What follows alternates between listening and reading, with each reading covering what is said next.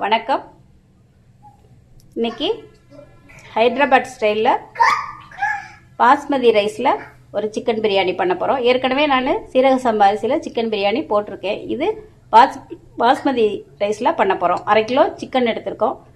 இது கூட மல்லி இலை, கொஞ்சம் புதினா, இஞ்சி பூண்டு பேஸ்ட்டு, 2-3 மிளகாய் கட் பண்ணி வச்சுருக்கேன், வத்தல் தூள், மஞ்சத்தூள், சீரகத்தூள், கரம் மசாலா கொஞ்சம் கரம் மசாலா 1 ஸ்பூன், ஜீரகத்தூள் 1 ஸ்பூன், வத்தல் தூள் 1 ஸ்பூன். இது எல்லாத்தையும் நம்ம சிக்கனோட சேர்த்துக்கலாம். இது எப்படி பண்ணலான்னு பார்க்கலாம். நம்ம எடுத்து வச்சிருந்த பொருட்களை எல்லாம் இந்த சிக்கனோட சேர்த்து கிளறி விட்டுக்கலாம்.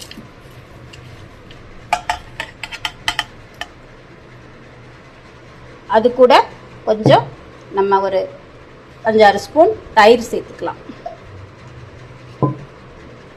கொஞ்சம் சமையல் எண்ணெய் சேர்த்துக்கலாம்.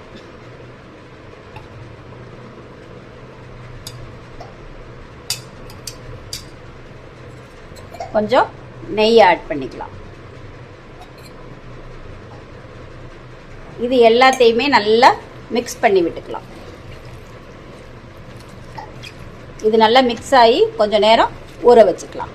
ஊற வச்சதுக்கப்புறம் பார்ப்போம்.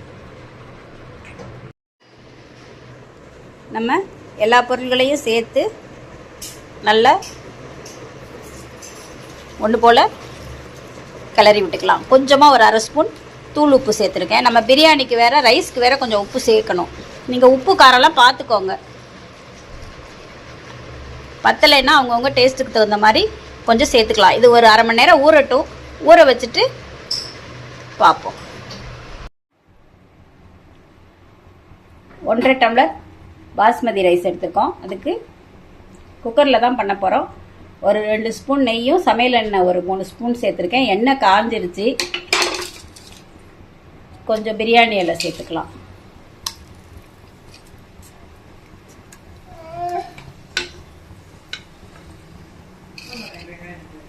அது கூட 2 பட்டை, ஒரு 2-3 கிராம்பு, ஒரு அன்னாசிப்பூ, கொஞ்சம் கல்பாசி, ஒரு 1/4 ஸ்பூனுக்கு கம்மியாக கொஞ்சமாக கசகசா. இது எல்லாத்தையுமே நம்ம முழுசாக சேர்த்துடலாம்.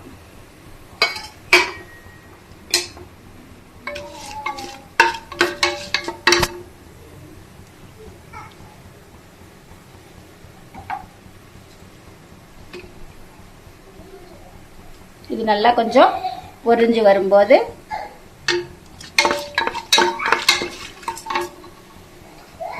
கொஞ்சம் பெரிய வெங்காயம் சேர்த்துக்கலாம்.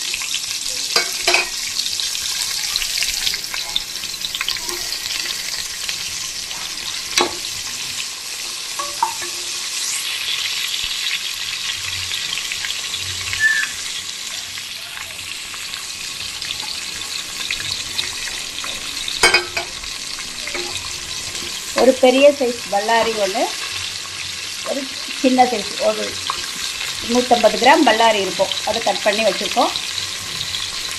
அதையும் இதோட சேர்த்தாச்சு. இது கொஞ்சம் வதங்கி வரட்டும். வதங்கி வந்ததுக்கப்புறம் ஒரு தக்காளி கட் பண்ணி வச்சுருக்கோம். அதையும் இதில் சேர்த்துக்கலாம். ஒரு 50 கிராம் அளவுக்கு தக்காளியும் சேர்த்தேன். வெங்காயம் தக்காளி நல்லா வதங்கிருச்சு. ஏற்கனவே நம்ம ஊற வச்சுருந்த சிக்கனை சேர்த்துடலாம்.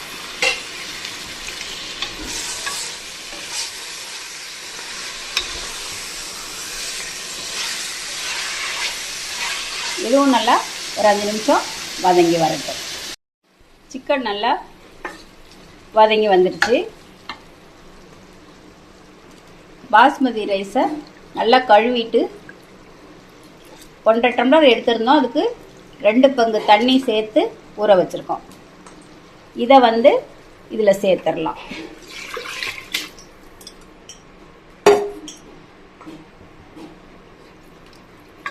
இதுக்கு தண்ணி கம்மியாக வச்சா போதும் பாஸ்மதி அரிசிக்கு.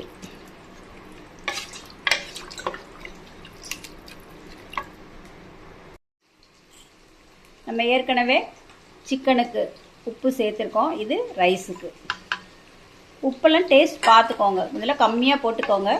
கல்லுப்புனாலும் தூளுப்புனாலும் கொஞ்சம் கம்மியாக போட்டுட்டு டேஸ்ட் பார்த்தோம்னா தெரியும் உப்பு வரப்பு. நம்ம அப்பப்போ சேர்த்துக்கலாம். இது நல்லா ஃபுல்லாக வச்சு விசில் வந்த உடனே சிம்மில் வச்சு 5 நிமிஷத்தில் ஆஃப் பண்ணோம்னா சூப்பராக பிரியாணி ரெடி ஆயிடும். குக்கரை திறந்தாச்சு. சிம்மில் வச்சு ஒரு 5 மினிட்ஸ் வச்சுருந்துருக்கோம். நல்லா அருமையாக பிரியாணி வந்திருக்கு. இதை அப்படியே அரிசி உடையாமல் கிளறி விட்டுக்கலாம்.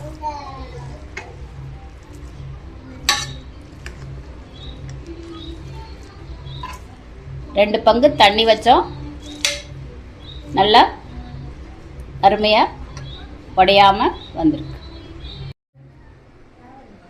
பாஸ்மதி பிரியாணி ஹைதராபாத் ஸ்டைலில் செஞ்சது சூப்பராக வந்திருக்கு.